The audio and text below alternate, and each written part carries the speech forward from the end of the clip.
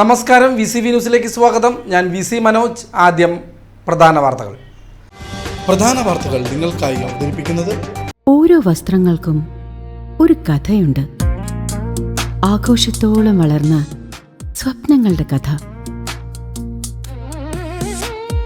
Beauty silks. വാക്കുകൾ നിശബ്ദമാകുമ്പോൾ വസ്ത്രങ്ങൾ സംസാരിക്കട്ടെ.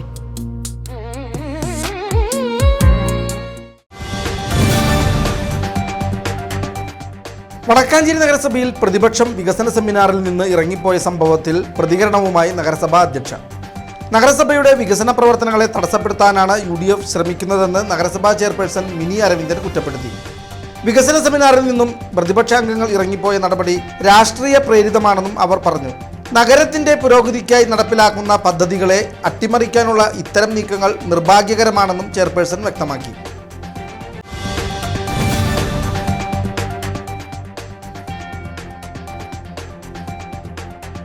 തയ്യൽ തൊഴിൽ മേഖലയെ സംരക്ഷിക്കുക, തൊഴിലാളികളെ ESI സ്കീമിൽ ഉൾപ്പെടുത്തുക തുടങ്ങിയ ആവശ്യങ്ങൾ ഉന്നയിച്ച് Kerala state tailors association Thrissur ജില്ലാ സമ്മേളനം വടക്കാഞ്ചേരിയിൽ സംഘടിപ്പിച്ചു.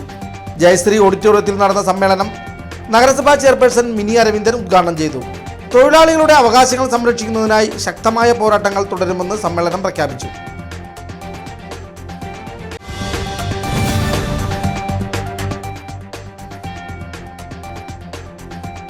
വേലൂർ മേൽത്തണ്ടിരത്ത് അടഞ്ഞുകിടക്കുന്ന വീടിനുള്ളിൽ ഗൃഹനാഥനെ മരിച്ച നിലയിൽ കണ്ടെത്തി.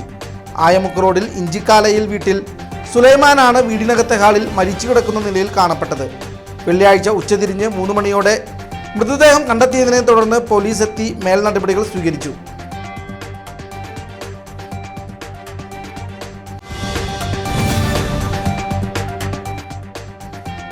ചെറുതുരുത്തി നെടുമ്പുരയിൽ വീട്ടിലെ തൊഴുത്തിൽ കെട്ടിയിരുന്ന മൂരിക്കുട്ടിയെ വെട്ടിപ്പരിക്കേൽപ്പിച്ച സംഭവത്തിൽ പ്രതിയെ കണ്ടെത്താൻ പോലീസ് അന്വേഷണം ഊർജിതമാക്കി. കഴിഞ്ഞ ചൊവ്വാഴ്ച കളത്തിൽ മുഹമ്മദിന്റെ ഉടമസ്ഥതയിലുള്ള മിണ്ടാപ്രാണിയെയാണ് ക്രൂരമായി ആക്രമിച്ച നിലയിൽ കണ്ടെത്തിയത്.